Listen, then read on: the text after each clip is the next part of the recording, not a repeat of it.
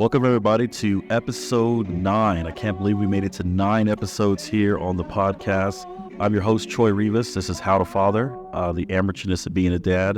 Again, I always want to thank a lot of people locally who've been supporting us.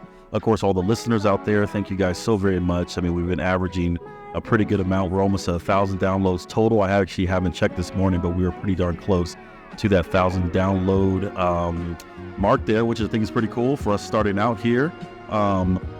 Also, I want to thank Above Snakes. They are a local boutique here in Old Town Albuquerque. Great outfit. I'm wearing the shorts. I'm always wearing a piece of their clothing during these podcasts, which is pretty cool. But no, they're great support. Thank you so very much, and I'm proud of them. And they just got a partnership with New Mexico United, the local soccer team, which is pretty cool. That's nice. Pretty cool here. I also want to thank Duke City Beaches. It's a local bar and volleyball and sand soccer place in the northeast heights of Albuquerque. Thank you once again. My good friend Shay 808. Thank you for the intro and outro beats. And if I miss anyone, I do apologize. Navigation Realty Group, my real estate team, thank you as well. But enough of that. I am super excited to have a really good friend of mine, Raul Roman. Yes. And we're going to be talking about a lot of different things. So Raul, welcome to the podcast. Thank you. It's an honor being here. Well, no, thank you. The honor is all mine. And I know I say that a lot. I was talking to someone the other day, actually yesterday. I was at the chiropractor. Me and the boys got in a little accident a couple weeks ago, and he was a dad, and we're just talking. And I said, you know what? I've learned more during doing this podcast than maybe the guests have, and that's like the best thing ever. So I'm super excited to have you on and to hear your experience and all that other fun stuff. So again, back to that, I'm gonna try not to say all the other fun stuff too much. It's a drinking game, but if you do that. But enough of me. Tell us about yourself. Where are you from? Where were you raised? Life with your dad? All that stuff. I didn't say fun. All that stuff. So I was born and raised in El Paso. Okay. And then I ended up moving here. I want to say maybe 17, 18. I ended up going my senior year here to Cibola. Cibola High School, okay. Yeah, but I was born and raised in El Paso. Okay. Parents are, the Mexican descendants, born in Juarez, but migrated when they were 6, 7 years old. Okay. So they've been here. Yeah. Been here a while. Yeah.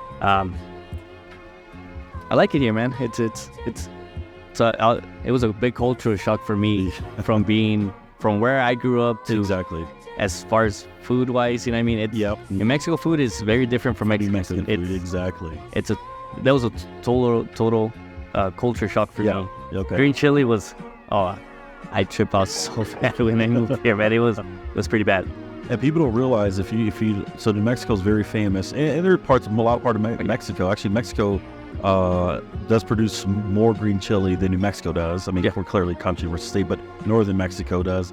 But El Paso is probably an hour 15, hour 25 from Hatch, New Mexico. If that, I honestly think it's probably 45 minutes because we ended up going to that restaurant Sparky's. Yeah. So it was about a 45-minute drive from El Paso to Hatch. So El Paso is very big on the Mexican food. And Hatch, New Mexico, if you're not familiar, look it up. But that's pretty much the green chili capital of the world. Yes. Is Hatch, New Mexico. That's where everyone flies in, and they either get it shipped out. If you go to a restaurant and it says certified New Mexico green chili, that's one thing. But if it says certified Hatch green chili, that's something else. So you can see the difference between Mexican and New Mexican food, but they were so close. Yes, and that's a thing too that me and my wife, we've been looking at. I'm not too sure yet, but I'll find out. But I'm pretty sure you could go and pick your own green chili and get it roasted there. Yeah, it's a fun experience, It is, yeah. It's something unique. Well, green chili season is upon us. Yes, it is. Here a few weeks, maybe a week out. We already see all the grocery stores with the roasters out front. When it's the state fair is coming, the green chili's coming. That means football's coming. So yes. Fall is here. Kids are back in school. Okay, tell us more about El Paso. Growing up in El Paso. Yes. So I grew up in El Paso, but I was right outside the outskirts of El Paso. So if people like hiking and stuff, they'll know this. It's a Hueco tanks. Okay, yeah, yep. It's a monument. Yep. It's beautiful. It's really nice to go hiking, and it's a lot of outdoorsy stuff if you want to put it that way, Yeah. So rattlesnakes. So pretty much, I mean, me growing up, my closest neighbor was 10 miles away. So I mean, you could imagine kids. Yeah. We were doing everything Everything. possible you could imagine. You know what I mean? Which it was nice. Our imagination was just, I mean, it was open. It was If it was a fully. rock, you're gonna flip it, open it up. Oh yeah, and Turn it around. then I mean, I had my dad, my grandpa. I mean, he was from Mexico, but he knew. He ended up doing a lot of stuff on his own. Obviously, Okay. Older back in the days, you kind of don't hire plumbers and stuff like Yeah. that. So it's all fix and learn yourself. You know what I mean? Exactly. Yep. So that I learned a lot from my grandfather. He knew everything. He was a musician, Oh wow. plumber, mechanic. Multi-rations. Yeah. He had to be. Yeah, he was, and then I think they're still there, but if you go to El Paso, there's a big old, I think it's called a Zarco. Okay. Yeah. Those big pipes. Yep. I used to go clean those back in the day. Wow. I mean, I can't. Obviously, I wasn't born, but Yeah. I heard stories about Yeah. that all the time. You know. You know what the crazy thing is, if you guys are familiar with El Paso, it's the tanks are western or eastern, excuse me, Yes. eastern El Paso. So if you go Montana all the way, Yes. and all the way out. If you go now, it's like houses everywhere. It's crazy. Oh man, it's now that I go visit it, it's hard to imagine because before, I mean, to get to my house, it was a nice 30-minute drive, and there's nothing. Yeah. Now it feels like a 10-minute drive because there's so much stuff So going on the much east stuff, side. yeah. I mean, it's unrecognizable to me, you know. Exactly. But the funny thing is, I grew up in Maryland. My grandparents lived in El Paso, so we used to go there all the time, and they lived eastern. So if you go Montana, you see the famous Triple X Drive-In Theater on the Yes. right-hand side, and the little stop there. So it's Wagon Mound, I think, was the turnoff. There's a cluster of mailboxes. You turn left, and they were snaked back in there. So they probably knew my grandfather's sister. Probably. She lived right around there. She had pigs. Okay, yeah, I'll you know what, that's my aunt's down there, so I'll ask that question. Yeah, because Yeah. it's a small world. I mean, Yes. small world. Yes. You say you're from El Paso. I was like, oh, I have my El Paso stories. Yeah, chasing quail and looking up. There's a snake and there's a scorpion. There's all kinds of. Oh man, yeah, we surprisingly we never, me and my cousins never got injured or hurt. Oh yeah, and it's so it's wide open out there. That's a wide open country. But El Paso has grown. Fort Bliss has blew up that whole town. Most definitely. And then of course I mean, El Paso is probably twice, maybe almost 3 times the size of Albuquerque now. Yes, it is, and I mean, and it's still growing. I mean, Yeah. I mean, it's schools are. I mean, it's like there's a school like around every corner now. Exactly. I mean, it's pretty crazy out there. And the thing people they associate Juarez, which is a very ranks high in the world of dangerous cities. Yes. El Paso, right across the river, Rio Grande, is the safest city in America. So when we moved, and I'll remember this because that's when we moved in 2010 here to Albuquerque. That's when it was ranked. Juarez was ranked the worst city to live in, Yeah. and El Paso was ranked the safest city to live in. And I mean, it's You throw a rock. yeah. I mean, it's what's crazy is what people don't understand when you drive to El Paso, and they see houses. They don't understand that that's Mexico. That's Yeah. you know, unless you it's a suburb or unless you tell them. Yeah.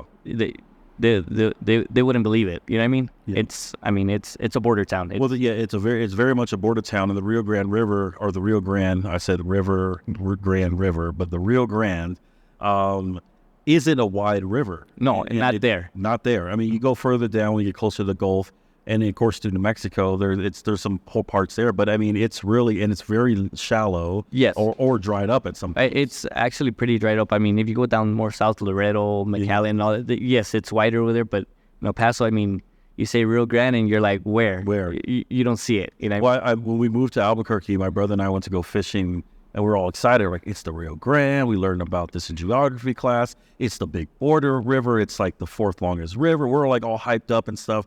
And we looked at it and we're like, this is not even a creek. What is this? Yeah. What is going on here? And it's even narrower from the further south you go. And of course, when you get through like Big Bend and stuff like that, it opens up. Yeah, because me growing up, we used to go to Radium Springs. Radium Springs, yeah. That's where we used to go play the water. I mean, that was kind of, you know what I mean? Yeah, you had right outside El Paso, they had the little salt lakes beds. What's the name of that city? Something City. Horizon Horizon City?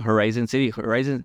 Well, there's Horizon, and then you got Fabens, Clinton. Yeah. They're all close to each other. Sanelli. And there's those, they have like saltwater beds that are probably dried up, but if you're driving through there, which actually gets you to like Carlsbad Caverns and stuff like that, to Guadalupe National Park, which is the highest point in Texas. And this is like, he's like, well, you guys are talking about geography, talking about that stuff. But no, this is the experience. I mean, it's cool because, again, we've known each other for a few years now because our kiddos are in this other school. They go to the same class and all that fun and all that stuff. But we had a connection to El Paso, which is pretty neat. So you said you grew up, your dad, your grandpa, they pretty much, your grandpa was a jack of all trades. And you heard all the stories. Tell us about that life, that, like you said, the culture shock from being so far from your neighbors to coming to New Mexico, coming to Albuquerque and being like, oh, wow. Well, see, for me, it was a big cultural shock just because the way I grew up, I mean, we didn't have, obviously, access to water all the time. You had to order a pump of water. Yeah. I mean, you'll see the metal tanks, and exactly, we had to order that, your gas. Most like outer skirt of towns like here in New Mexico, you know what I mean? Yeah. So coming here, I mean, you turn on the hose and I mean, the water won't run out, you know what I mean? Yeah. Over there it would, so you gotta kind of balance it. You could only take a shower not too long, stuff like that. Exactly. But obviously my dad was always like, I pay for the water, so I'm gonna take as long as I want. Exactly. You know, I mean, but we all knew it's so culture shock. It was a little different, but I mean, it wasn't too bad, obviously. You know? Okay. We didn't have no outhouse stuff like that. Yeah. We had some before, but I was a baby. So yeah. Well, and that's the thing when you go from like, okay, this is what I'm used to, this is what I know, hauled water, propane, all that stuff like that, to like, oh wow, this is like nice city amenities. It really, you take for granted like, what you have. You could turn on the water, it's hot or cold. You could turn on the stove and you got a flame. It really shows that you could be grateful for. Oh, most definitely, because I mean, I'll put it another example. My mom ended up having an accident on July 4th during fireworks. You know, firework ended up exploding in her eye. Oh, jeez. So by the time we called the fire department, it was a 45-minute drive for them. Yeah. You know. Yeah. So my dad did the opposite. Grabbed her, took off. Took her off. Yeah. Yeah. You know, that was gonna be the fastest way to get to them. So just thinking of that to where I live here in the city, I mean, they could be there in 3 minutes, 5 minutes. It just depends, obviously. Well, you could be at a hospital or a clinic. Most definitely. But quick.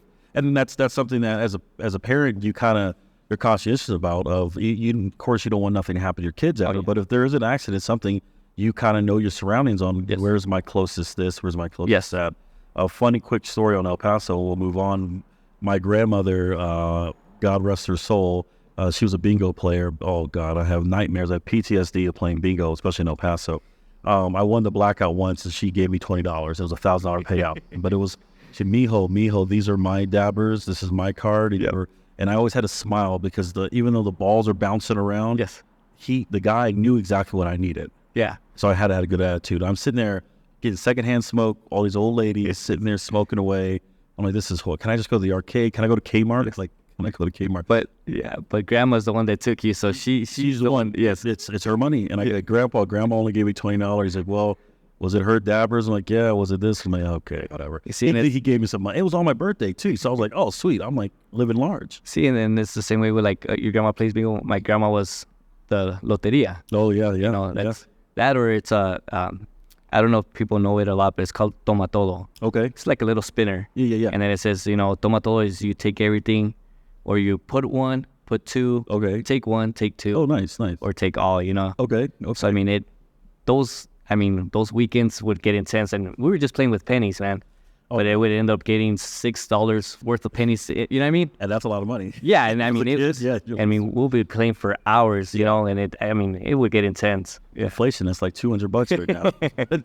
No, but so it was funny being out there in the eastern El Paso. We always went to Christmas Eve Mass. Yes. And it snowed in El Paso. I'm not sure if you were there when it snowed. I don't even remember the year. I was maybe like 12 or 13. I remember it snowed like a 2 inches or something like that. But El Paso, if it snows there, then everything's shut down. School's canceled, yeah. School's canceled. Yep. And so we're there for Christmas Eve, and she's like, mijo, it's too dangerous. We can't go to church because it's too dangerous. And we're sitting there hanging out. and this is going to age me, but she's like, well, you guys want to go to Blockbuster? We're like, sure. We drive to Blockbuster, and we pass a church, and we get on Lee Trevino, where that Walmart, Blockbuster, all that stuff's set over there. And I remember, like, going to Blockbuster. And I was a kid. I was happy. I didn't have to go to church. I'm like, getting some movies, some popcorn, whatever. We get our movies. We drive back, and I see the people leaving the church. I was like, Grandma, is that the church we're going to? She's like, oh, don't worry about it. I was like, it was too dangerous to go to church, but not too dangerous to go to Blockbuster. Yeah. But, okay, well, you as a father now with two beautiful girls, when you realize, like, hey, I'm going to be a dad, tell us that the excitement, the fear, the everything else that came with it when you and Lachelle realized you're going to have your first baby girl. Well, so the crazy part, me with fear of being a father, it was never how do I explain it? I never feared it. Okay. Because I always wanted to be a dad. Okay, yeah. Since I was a little kid, I mean, I always wanted to get married, be a dad, have kids. Yeah. And it was weird because at a small age, I was really good with kids. Okay, yeah. So, I take care of my cousins, or if we go to parties, I mean, it was weird. I mean, I could make, from a baby being crying, I could make him laugh instantly, That's good. Yeah. So my grandma always said I had that. She said I always had an angel with me. Oh. Because you can make somebody smile. You know what I mean? It was pretty weird. But as I started getting older, I kind of took it as like, I kind of knew what I wanted in a way. You know what I mean? Yeah. That I wanted to be a dad. I mean, I wish I had him younger. I'm glad I didn't, You're young, man. Because I mean, I still had him young. I mean, my first one, I had her at 24. I was 24, so I mean, that's still pretty young. You know what I mean? But I was like, my intuition was 18. Oh yeah, But that comes from my parents because they had me young. They had me at 16. Okay, yeah. See? So my parents were, I mean, they weren't even adults yet when they had me. So how old is your dad now? My dad now, he's what? So he's gonna be 48 this year. 48. Wow. So I'm gonna be 32. Okay. So okay. you know what I mean? Yeah. Pretty. Yeah. You think about it, it's pretty crazy. My dad's still really young, and which is a good thing. Yeah, most definitely, yes. Bad thing is that he's not close to us. That's unfortunate thing. He lives in Waco. Okay. So it's hard to make plans and stuff like that. But I mean, we talk every weekend. Okay. So that's good. We do have really good communication. That's good. So let's go back to that. As your dad being pretty much very young, raising you, how did you feel your dad did? I mean, I think my dad exceeded to everybody's expectations. I mean, he ended up getting a job at the mall as a dishwasher. Okay. For a local pizza joint. Yeah. And he stayed with that company, I want to say maybe 16 years, and he ended up running the store. Wow. Pretty much the person that owned it wouldn't even call my dad, nothing. If something happened, they told her, you take care of it as your own store. And they never bothered my dad with that. Wow. So my dad started from the bottom and worked his way up, you know what I mean? And he did it all the motivation of... Oh, most definitely. My dad was a hard worker, and I mean, I see it all the time with him. I mean, it was that, and there was things that that made me who I am now because of him. Yeah. Because I wanted to be better than my dad, Exactly. And I think that's just And he wanted that for you as well. Yeah, most definitely. Yeah, and he gave us above and beyond from what we could ask for. Yes. For what he did, you know what I mean? I mean, both my parents never graduated high school. Okay. So I was the first one to graduate high school. Wow. First one to go to college. Yeah. Ended up getting associates. Yeah. From my CDL license, which is crazy. Yeah. Okay, I mean, take it, right? I ended up getting a CDL license, but I ended up getting associates at the same time. Okay. So it was pretty cool. But I mean, from just that itself, just graduating high school was a big accomplishment for my parents. My parents were bawling eyes because... Oh, that's awesome. That's awesome. Obviously, they never did it. But from that, I mean, my dad, from what I grew up, it's really Mexican culture. Yeah. So my dad would work, and then my mom would stay at home. Yeah. And then it ended up changing a little bit later on. Yeah. Because times did get tougher. Exactly. But I mean, it was still pretty much the same way because then my grandma would take care of us. Yeah. So it was... Well, in Mexican culture and a lot of different cultures, the grandma is the matriarch of the family. Yes. And they're the ones who really kind of they hold things down. And we talked about in the past about it takes a village to run things, and when it comes to family, it does take a big family to kind of come together, especially. And then your grandma knew that. Is it your dad's mom? Was it? No, it was my mother. Your mom's mom. Yes. They knew that, okay, hey, like these two young kids had a baby, Yes. and they need help. And I grew up and I knew a lot of people around me that had kids at a very young age that had no clue, but they didn't have any support outside of that. And you're sitting there and you understand that, yeah, it does take a village. No matter if you're 24 or 29 or 16 having a baby, it takes the family to kind of help raise it. And it seems like that your family rallied to make sure they could give you the best life.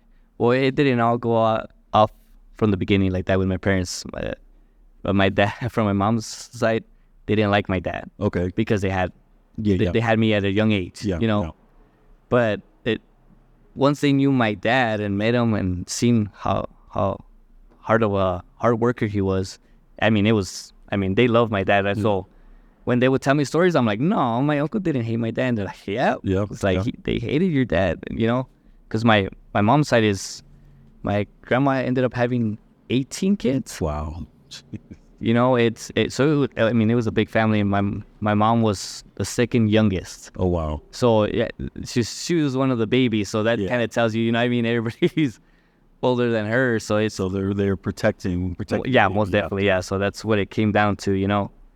And then I mean, it was just, how to explain it is, within time, knowing my dad, who he was, hard worker, and all that. I mean, they just love my dad.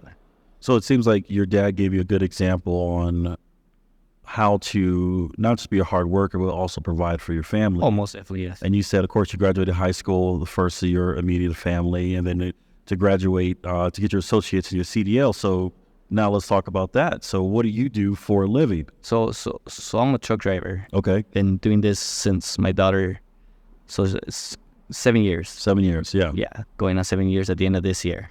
So and I really want to touch on this because there's a lot of, because you're on the road. You're not just like, oh, I'm going across town. Yeah, no.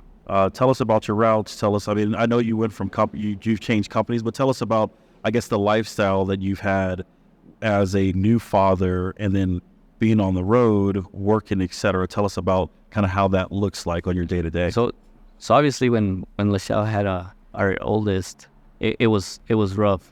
Because, I mean, I had just started a job, and, I mean, I was on the road, and she was staying at home, and, I mean, I couldn't just drop what I was doing and go back home. I mean, I'm a couple hours away, 4 or 5 hours away, I would go to Lubbock, and, you know, so it wasn't just a little 10-minute drive, drop everything what I'm doing and go back. I mean, it was going to be another 5-hour drive back. Exactly, yeah.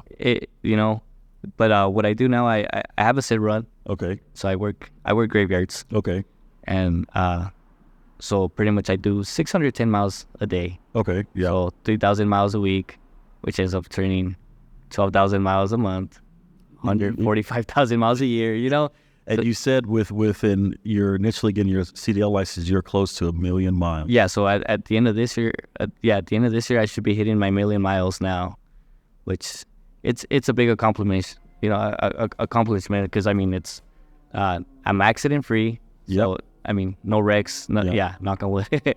I mean, it's, thankfully, I mean, obviously you have your casual blowing tires and stuff like that, but, I mean, that's, so what my buddies call it is part of trucking. Yeah, part of trucking. You know what I mean? It's going to happen. So tell us about that now. So you think about it, you started with your oldest when she was born, so 7 years now, and you've been 1 million miles on the road as a father to 2 kids. Yes. How's that balance? Did you choose graveyard so you could spend time with them as much as you can during the day? Tell us about. So then, obviously, the company I work, it goes through seniority. Yeah. So where I'm at right now, I'm at the stage where I'm able to choose a run, but most of the runs are graveyards. Okay. But it was either that or what they call the wild board, which wild board would have probably been even worse because it's not a set schedule. Okay, yeah. So just all over the place. Yeah, so they could call me in the morning, and then I'll do a run, whatever, and come back home and then reset. So I'll go to sleep for 8 hours, 9 hours, and then they might call me that same night. You know what I mean? So it's, excuse me. So it's not a set schedule. That's fair enough. Yeah. So I ended up choosing a set schedule where I can enjoy the time with my family. Yeah. You know, I'm off the weekends. Okay.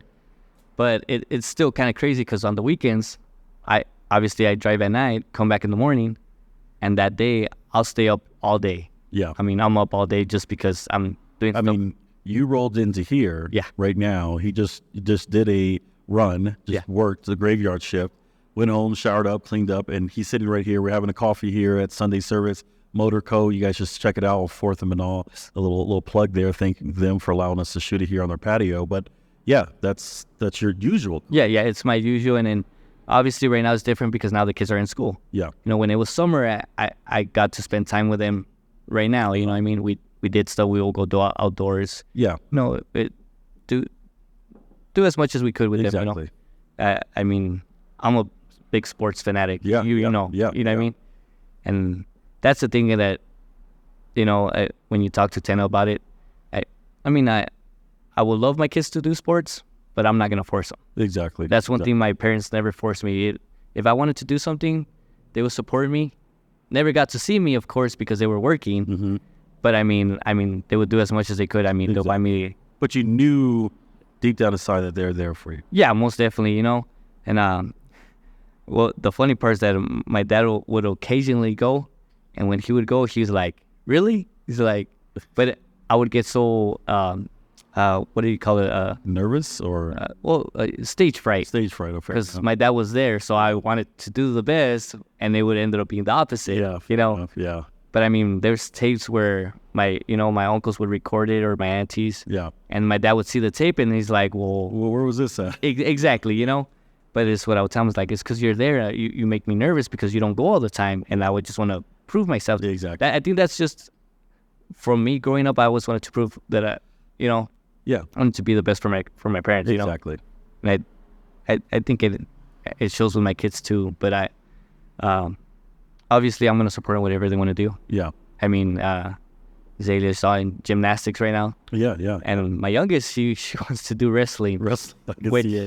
I can see that. Which I don't know anything about wrestling, but I mean, I've been watching videos just to learn the basics. Exactly. Just to support her. I mean, I want to be as much as a fan and obviously as a supporter to her. Yeah. To at least help her or guide her. I guess I'll say guide her. Because obviously I don't know anything about the sport. Yeah. But I mean, obviously there's a lot of things that I changed personally because I was never, I grew up in a family where the man never shows your emotions. Mm-hmm. Mm-hmm. And I mean, you probably know it. And that's a big thing that I had to change because I have girls. Yes. And I mean, it's big difference. I mean, girls, obviously, they show their expressions, emotions. Yeah. You know what I mean? And you're outnumbered 3-on-1. Oh, yes. Yes, I am. But, that's a thing that I learned from my father. Yeah. My father and also my father-in-law, he guided me with a lot of stuff like that because he raised my wife. Yes. He, sadly his wife passed away, and actually it was yesterday. It's been 20 years. Yeah, I saw that. So, it's a lot of stuff that I get guidance from is from my father-in-law because he raised a girl, And so he knew what, in a sense, or he learned, and now he knows how to raise. Yes. A girl, yeah. Yeah, and you see, and I'm very patient. Patience is one of my biggest, I guess, not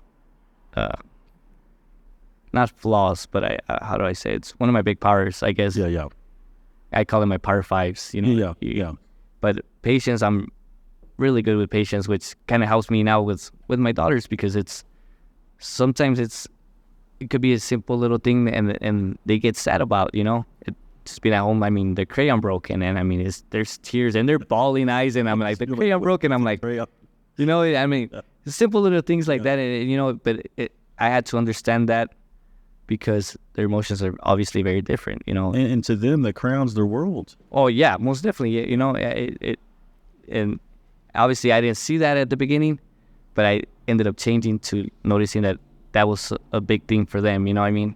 Well, that's one thing as dads, we evolve, right? Like, Oh yeah. we have to always be constantly evolving, and not evolve for ourselves, but evolve for our kids. Yes. Yes. And it seems like, okay, with working, that initially you said it was tough because you couldn't be there, you couldn't be Yes. hands-on. And as I know you as a dad, that you are very hands-on with your kids. Oh yeah. You love your kids. I would say, you said you wanted to make your parents proud with sports, etc.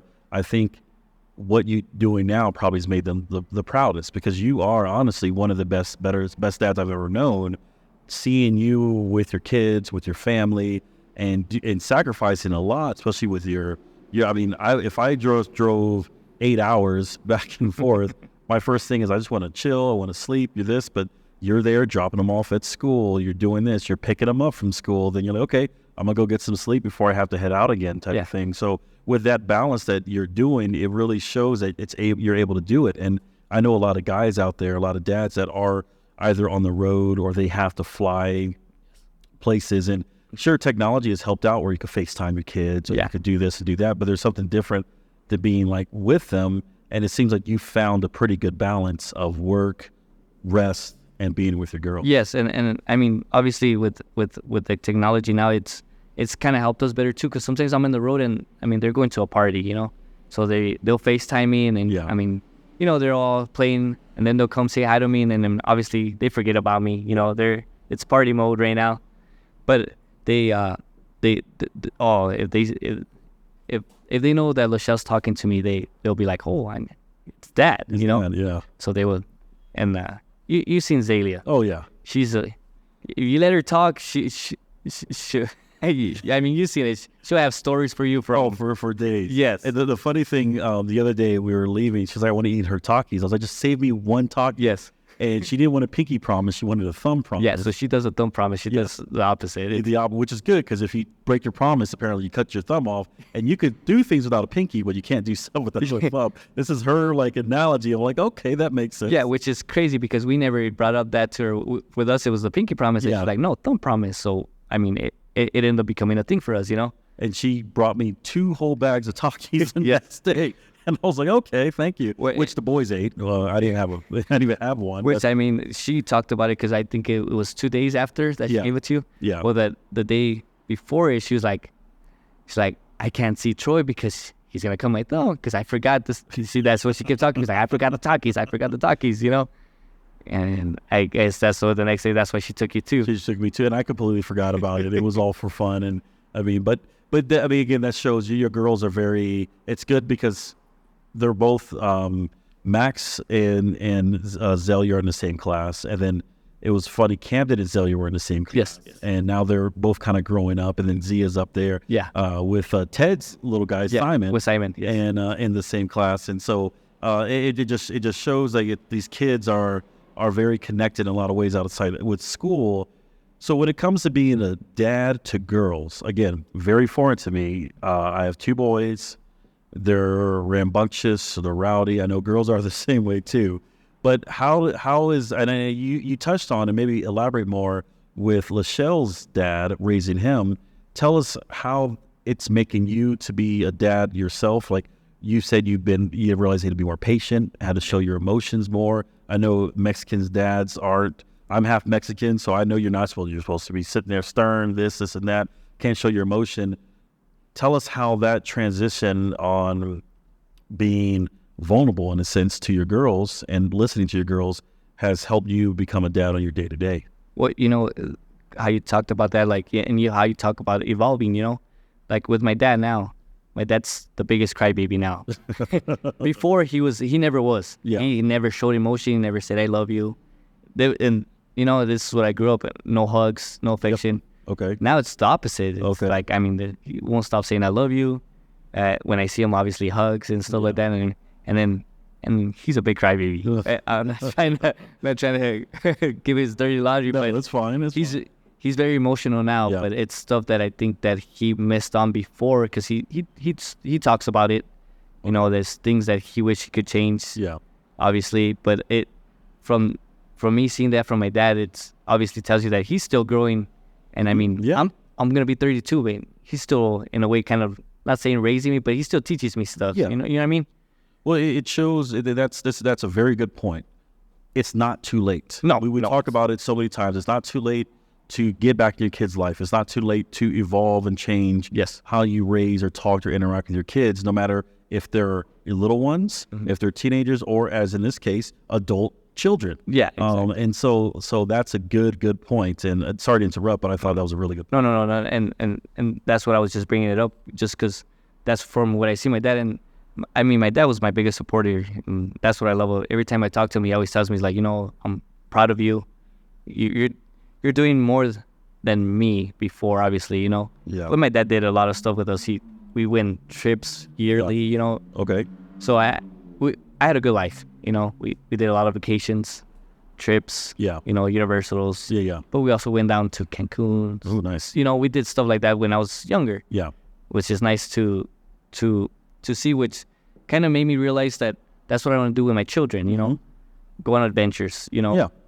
I mean, we done, I know it's not far from here, but we done the, what's it called, the Enchanted Circle. Oh, yeah. It's beautiful. It's beautiful in the summer and in the winter. time. I mean, and fall time. yeah. Fall is insane. Oh man, and you get those three different, obviously, weather Exactly. that you get to experience, and it's always something different. You know what I mean? Well, what's the name of that town? Okay, and back to our geography. This is a good geography lesson for everyone here for New Mexico and West Texas. Very El Paso's not even El Paso's El Paso. It's not New Mexico. It's not Mexico. It's not even Texas. It's just El Paso. But the Enchanted Circle is a round highway in northern New Mexico that goes from Cuesta to Red River to Eagles Nest to Taos, and I think I missed another. Angel Fire. There's the other town. And there's ski resorts, of course, for the wintertime and a lot of summer stuff. But it really is. And there's that town. Is it Penasco? I gotta look it up. There's a town that's right outside of Taos.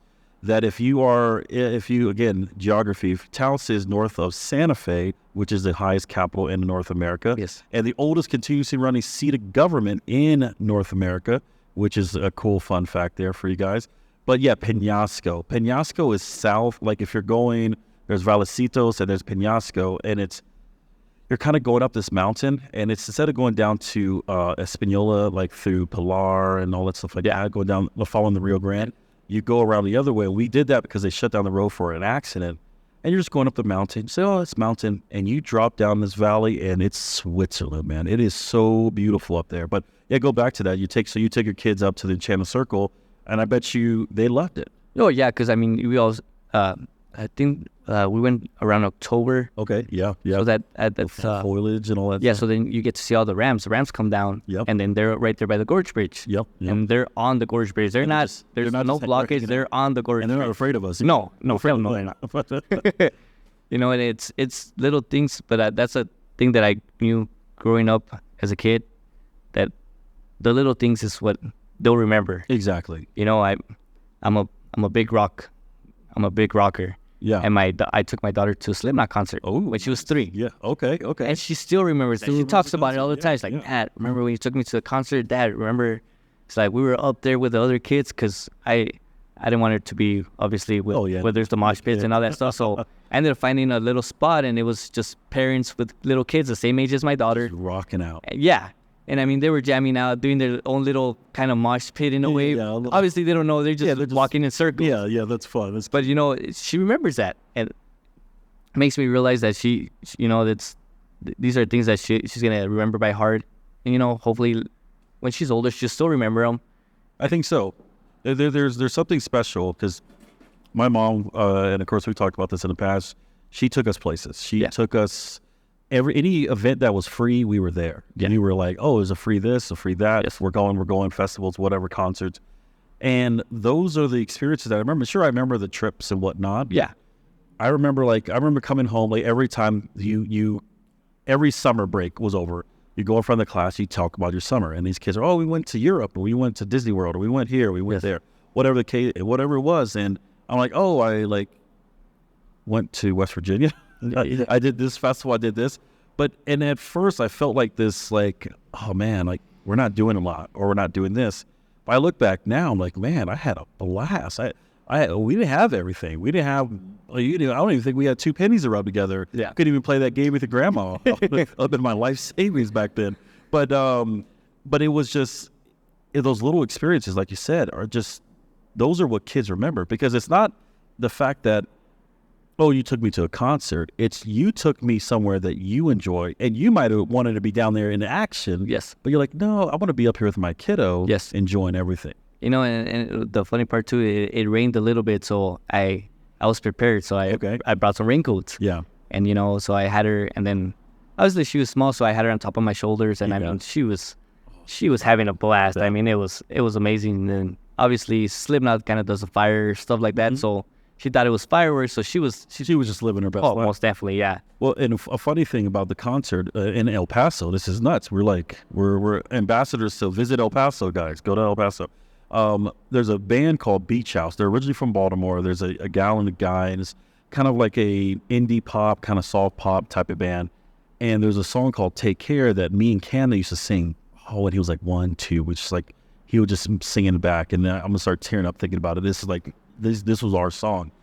And so they had an all-ages show downtown El Paso in this little like dive bar. Yeah. Probably like a launch pad, probably fit like a few hundred people, if that. Yeah. So I remember we drove down to El Paso, hung off my aunt. I actually played volleyball with my cousins that day, like indoor volleyball. We went to the hotel. Max was like maybe like 9 months. He was 2. He was still a little pipsqueak. He's still a pipsqueak, but he was a little guy. So Ruby stayed with Max. I had Camden, and I put him on my shoulders. Same thing. He had his little headphones on, and he's just jamming out. And then the lead singer, we're in the back. Yes. And the lead singer's like, "Is that a baby?" And we're like, woo, like going crazy. And she's like, and we were like, "We love you, we love." We're just screaming, and Camden just like waving. He's just having a good time. And then she asked, like, "What's your favorite song?" I say, "Take Care." And I remember her singing. I'm gonna start crying, man. I remember she saying "Take Care," and he just like he used to rub my ears. Like when he was tired, he would rub my ears, and he's rubbing my ears, and I'm sitting there just like singing off key, probably tears in my eyes. Like, this is this. Could I have came to this concert and pushed my way to the front and enjoyed it front row by myself? Sure. Yes. But having that experience with my kid, and to this day, every time that song comes on, he's like, "Dad, remember the concert?" Yep. Yeah. And that's it. That's all that matters. And you know, and that's the thing that I learned from my parents. I mean, my parents gave me everything that I could ask for. You know what I mean? I never asked for stuff just because I knew. Not that I knew, but I realized that we were rich, obviously. You know what I mean? But I had everything I could possibly have. You know what I mean? Exactly. I didn't have to ask for anything. Exactly. But once in a while, maybe I'll ask for some shoes, but it was for sports. Yeah. But, I most of the time when I started playing soccer, I used to put cardboards. Yeah. Those were my knee pads. Yeah. Yeah. Yeah. And I think those were my fun moments. So when I got my knee pads, I hated those things. Yeah, exactly. Exactly. Yeah. I want to go back to my cardboards, but it was like little things like that my parents would try and go above and beyond for me to play sports. Exactly. And obviously I know I wasn't, but I was a good player. Yeah. But I wasn't a college player, nothing like that, but I was good enough where I had fun and I enjoyed it. You know? Exactly. Well, it just shows what you're doing with your girls and and it's just a continuation of your parents. And it's crazy because we talked about like generational curses, right? Just you think about it, your mom and your dad at a young age could have been like, well, we're still in high school, we don't know what we're doing, and they could have abandoned you to grandparents or to worse, a foster care system. Yeah. But they decided to say, let's figure this out. Yeah. And your dad realizing like, okay, I'm a young boy who got this young girl pregnant, and now this whole family's against me. All the 16 kids. For 15 siblings, right? Like all this other stuff that's against them, that they decided to like, we're going to buck the trend and do everything we can in our power to raise our kid. And it shows that example that you had with your dad and your mom, an example that you see with Lachelle's dad, because I've met him he's a great guy. Yeah. Not the fact that he's a Ravens fan. I like that. But I see the bond between him and your girls. Yeah. And it is so beautiful. Oh man, it's on Tuesdays, that's where Zelia goes to gymnastics. Yeah. We're not allowed to take her. It's Grandpa. Grandpa's going to take me. Yeah. But it's a little bond that my father-in-law has with her. He enjoys taking her, and, she learns a somersault, or and then she'll show us at home, it's like, I learned this, but it's that little bond that he has with my father-in-law, and it's since she was a baby, it was always there was always even with Zia, Yeah. there's always that chemistry, but it's with Zelia from the get-go, it was a big chemistry from the start. I mean, it was bond. instant. Yeah. And with Zia, it was too, but it's obviously different stuff with wrestling. Yeah. Because that's my father-in-law. He was a wrestler. Yeah. Yeah. Exactly. He was a big time for Rio Grande, and I think he was gonna go to Vegas. Highlands. Highlands. There we go. Highlands University. Didn't end up going, but he's the one that shows her. So now Zia does it to Zelia. She's like, grabs her, pins her. You know what I mean? It's funny. But I mean, it's the bond that they have. I mean, I never want to take that away from them. I mean, it's because you're a good man, and I think that the important thing that we want people to hear with these stories is that no matter what, there's no excuse, right? You can drive 1,000,000 miles in a truck, yes, and still be there for your kids. Oh, most definitely. You can be 15, 16 years old and still be there for your kids. Oh, and that's a thing that I mean, obviously Lachelle tells them, but then I want them to know that, I mean, they can always talk to me. Yeah. I'm, and if they need advice, I'm there. If they just need somebody to listen to them, I'm there. I'm an open ear, and that's the thing that I have another buddy that he's a truck driver, and he has a girl. She's in high school, so I get a lot of stuff from him too, but he always tells me, he's like, one thing that he always tells me is like, me and my daughter never see eye to eye, but we do see heart to heart. Yeah. And that's what he says, like, we don't always, obviously, you don't. Yeah, so that's what boys do. You know what I mean? And, and it goes both ways, and that's the thing that I understood as an early age, that, because my parents were always there. Yeah. And, I mean, I was a good boy. My dad would hate it. My dad was the one like, you don't want to go party, do stuff like that. And I was the one that would come back at home 9 o'clock. Yeah. And he's like, that's it? He's like, you're not going to go party? And I'm like, nah. No, I'm good. Yeah. He's like, go, call me if you guys are going to drink. That's, my dad was that person. Like, if you're going to drink, call me. We'll pick you guys up, which, big example, that's what my father-in-law, and that's what the things that I learned from my father-in-law, because he did that. It's obviously before I met my wife, but she went to a party with her friends, and she was the one driving. Wasn't gonna drink, ended up drinking. Yeah. And they were all worried, like, well, who's gonna take us home and all this? And she's like, I'm gonna call that, and that's what I want. Her first thing was, I'm gonna call my dad. Yep. And then they were like, no, you're gonna get in trouble. Yeah. And she's like, no, my dad's gonna pick us up and take us home.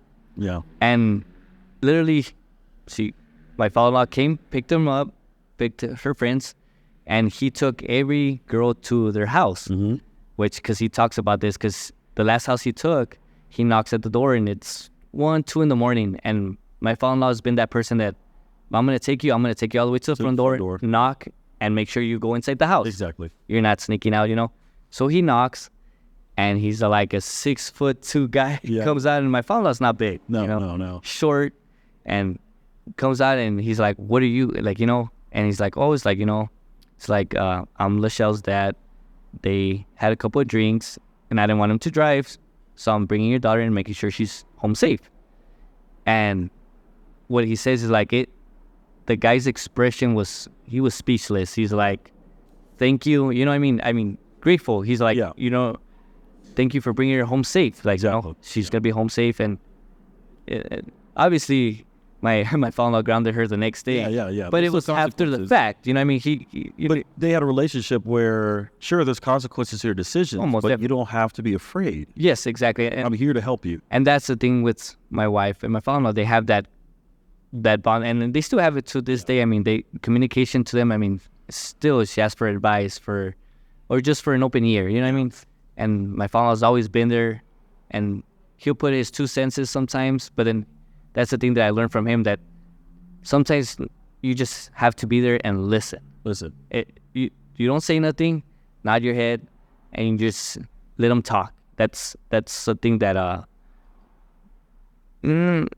not necessarily all women, but sometimes that's all they want to do. Just vent out. Vent out. Yes. There's funny memes of when a girl's like pouting. She's like, when my husband gives me like logical advice and I just wanted to vent and just complain about things and have him complain with me and he returns with logical advice. But yeah, that's true. Sometimes we have to sit there and say, okay, like, all right, I get that. I understand. You see, and that's where I had to change, and I'm still trying to change to this day because I'm always that person. I want to solve the problem. Solve the problem. Mm-hmm. You know, I'm a problem solver. Yep. And that's what Lachelle tells me. Is like, sometimes it's like, I don't want you to say nothing. I just want you to listen to me. Yeah. So, I mean, and I do that with the kids now. Sometimes I just let them talk, and within 5 minutes, they forgot what they were even talking about. You know, and they go back to playing, and it's done.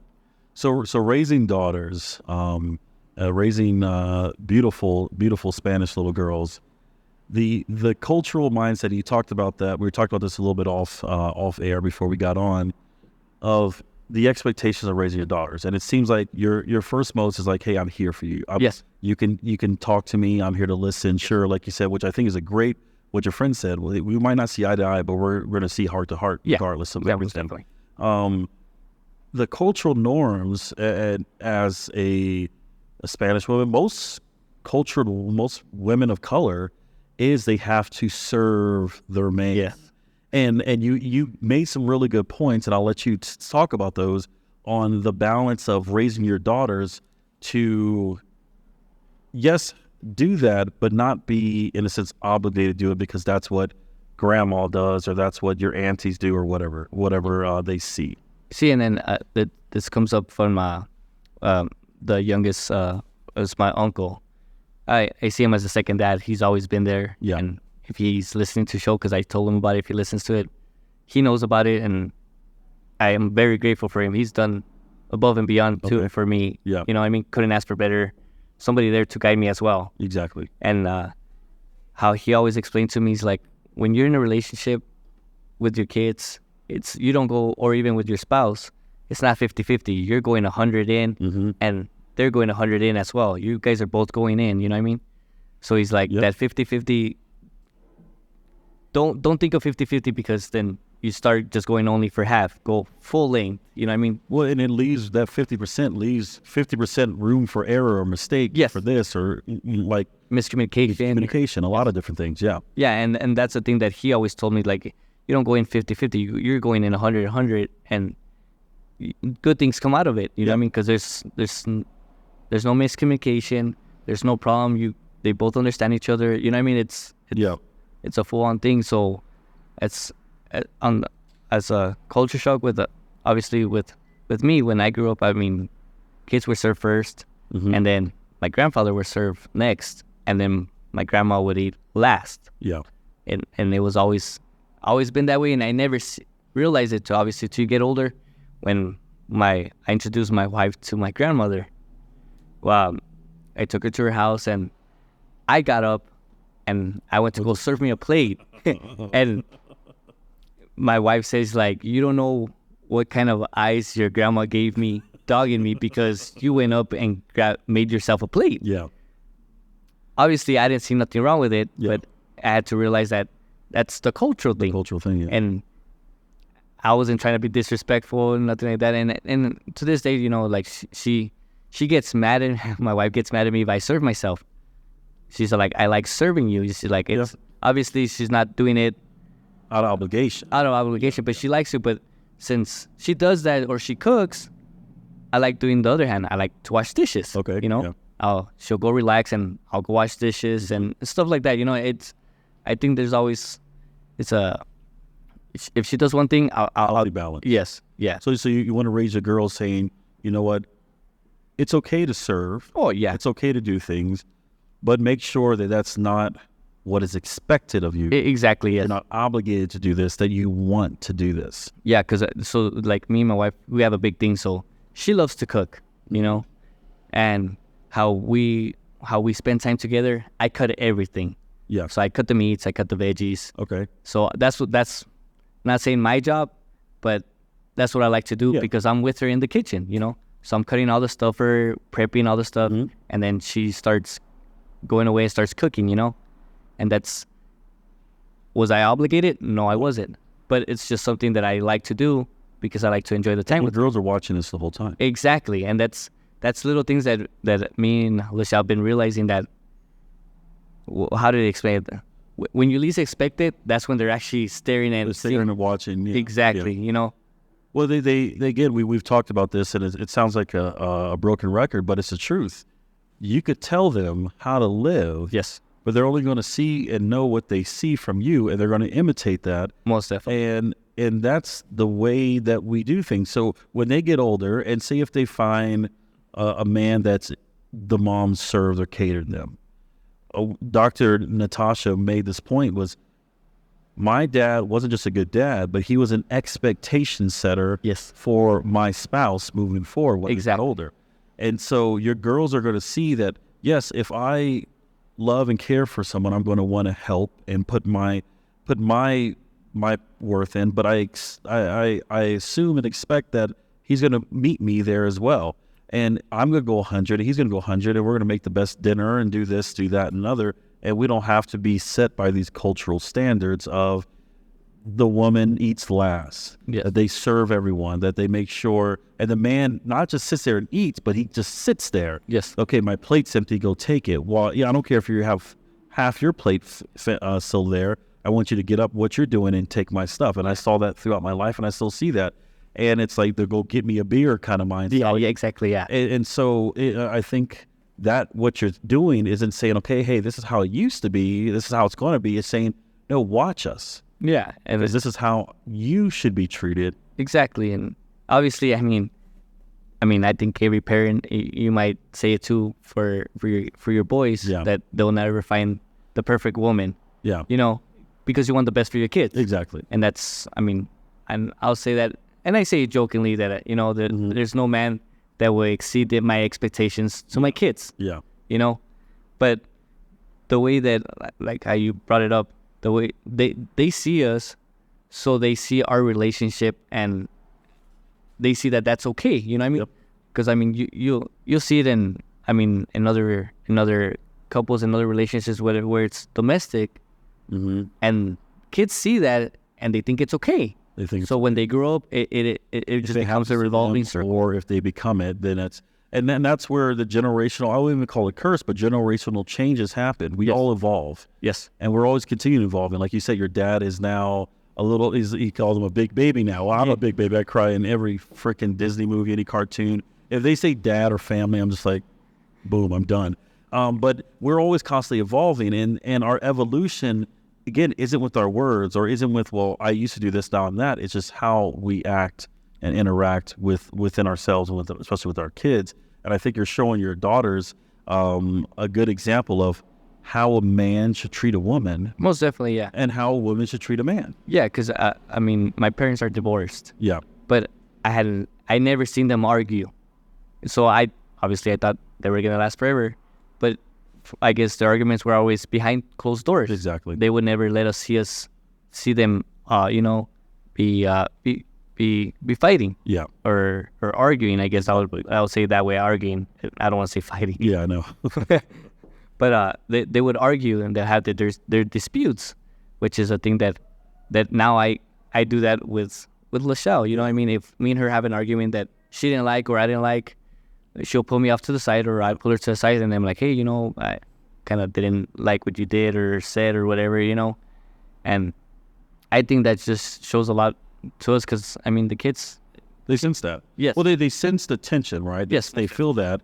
They don't see the argument, but then they see the resolve, and they say, okay, they must have worked it out. Yes. And so, again, kids see more than we know they see, and they follow more than not what we say, but, again, what they see. So, golly, this is another amazing, absolutely splendid episode. I'm super stoked about everything that's been going on that we've talked about, from just your father's experience being with two girls. Again, you get to have two first dances. I told my boys, I don't care. I'm dancing with you at your wedding. That's what's happening because I don't have a girl, and I'm still going to dance. But at the end of the day, it really shows your love and care, not just for your girls, but before the idea of, you know what, we can be better. Yes. As dads. And it seems like we have our dad group, and then you're talking to other dads outside. You're learning and listening from your dad, your uncles, and stuff like that.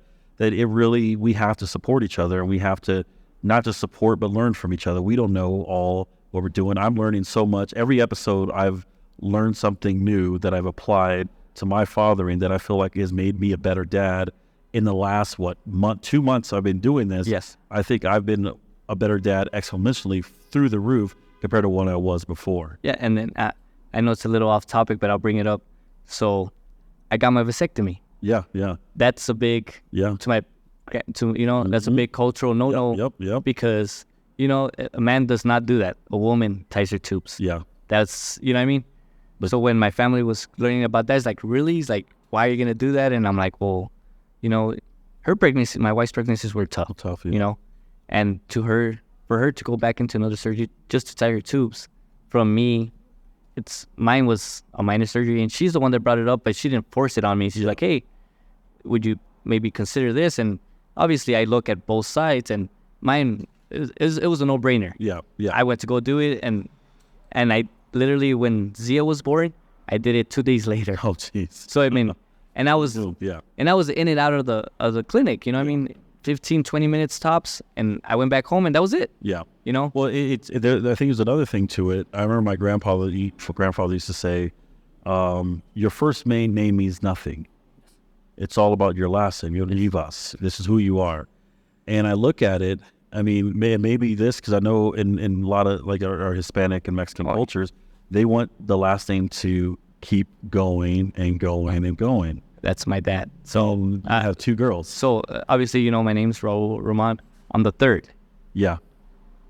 Obviously, I'm not gonna have a fourth anymore. You know what I mean?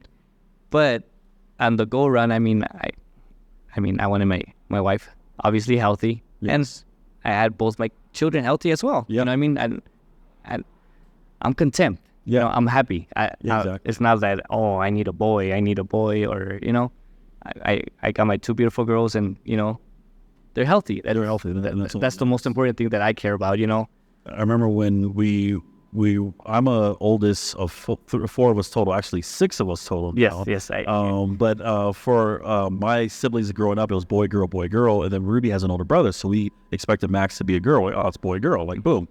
And then we realized they're like, do you want to know the sex? And we already saw the penis on the ultrasound, and we're like, it's a boy. And we kind of sat there like, another boy, man. Like we're expecting a girl. Like we had our girl name. Nora Gale was our girl name, and we were like already set and all this other stuff. And we're like, yeah, this is great. Oh, it's a boy, another boy. Huh, interesting. Well, and we sat there like, wait, we're having another boy. That's awesome. And and that's the thing. It's you're happy with healthy kids and of course healthy family. And that was my biggest priority. Like I didn't care nothing else. As long as they were healthy, I'm blessed. Exactly. You know what I mean? Exactly. And obviously, you can't control which you're gonna have. Yeah. You know what I mean? If not, you'll see people having boys or. Oh yeah, exactly. Yeah, you're like, I won 15 boys, all strong. Yeah, exactly. You know what I mean? So and I was blessed with 2 girls, and I was happy. And my father always brought it up to me. He's like, my dad was hurt that I was getting the vasectomy. Yeah. Because he wanted us to try again for a boy. Yeah. That's the big cultural thing that you talk about, the last name. And I told my dad, I'm like, you never know, she might even keep my last name. Yeah, and that's very common. And she might keep the last name, and she might have a fourth. Yes, like she might keep the years going. And she could do that. You know what I mean? Obviously, I'm not gonna force it, but you never know. She might find somebody that has the last name Roman too. Yeah. There's things you never know. But I think with wrapping this up, we have a lot of good points that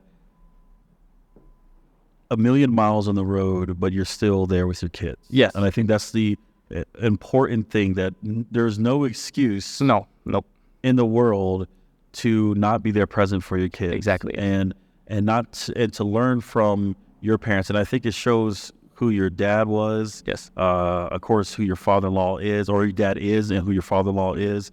The family support you had around you, that there was no give up. No. It was like, we're going to do everything we can in our power. Sure, you're not getting the nicest this and nice that, but you're going to have what you have. But the most important thing is you're going to have us. Yes. And as dads, we have to realize that having us, or us being there, is the most important thing. Exactly. And that's kind of like that's what I was blessed to have with my parents. I mean, they worked, but they would make room for us. Yeah. Time for us, Yep. And that's what I remember. I mean, me and you send videos to each other about WWE. Yeah. Yep. That was me and my dad's thing Yep. every Monday Night Raw. Yep. You know, Raw is War. Raw is War. You know, and these are things that I talk to my dad, and my dad trips out because he's like, "You remember all that?" I'm like, those are the times I enjoyed it. You know what I mean? Yes, we did trips, but those are the times that when you're sitting there and just yeah. There's nothing special. I was watching the Orioles game. They lost last night in extras because of Ballman, and I won't get into that. But we were watching the game. I was watching. Me and the boys were eating dinner before I played volleyball. It was right after soccer. Now I'm coaching soccer, which I've learned a lot from Tina and his podcast about coaching and the expectation of your kids. But we're sitting there watching it, and I was like, "That's a great strike," and they're like, "Yeah, that's a great strike," and we're all high-fiving each other. In that moment, I realized, like, sure, they watch sports with me. They know how inundated in sports I am, just as you are. But like that was like one of like the first like moments of us like both watching the same. All three of us watching the same pitch. Yes. And calling it, and we did the strike out motion, I'm like, yeah, we're high-fiving each other, and I was like, I'm gonna remember this forever, and I hope, and I know hopefully they will as well. Yes, and you know, and then the good thing about my company too is like when obviously I work Saturdays, but there's a lot of events that go on with the schools. I mean that the Isotopes is coming at the end of next month, right? Yeah, or the Meow Wolf night, or the New Mexico United. Yeah, it's the United. Okay, the United. So I already have it off, like and it's stuff that I'm gonna enjoy with the kids. Yeah, like, exactly. You know, exactly. They know I like soccer, and they get into it here and there. But you know, they're kids. They want to go play. You know, which is fine. We were at the Isotopes game. Yes. With Carlos and his beautiful girl, and all the kiddos and stuff. And we're watching the game. We're heckling number 2 outfielder for the. Was it Las Vegas Aces? No. Salt Lake Bees. Yeah, the Bees. Yeah, Bees. The minor AAA team of the A's. So look them up. And he was getting rowdy. He was like, "You say it to my face." For the Angels, I think. The Angels. That's what it was. Angels. The A's is Las Vegas. Aces is to the A's. But he was like, "Come down and say it to my face." And then and I'm sitting there. We're not being like vulgar. We're just like, "Come on, buddy. Come on. That's Bush League or whatever." And then all the kids from the girls to the boys.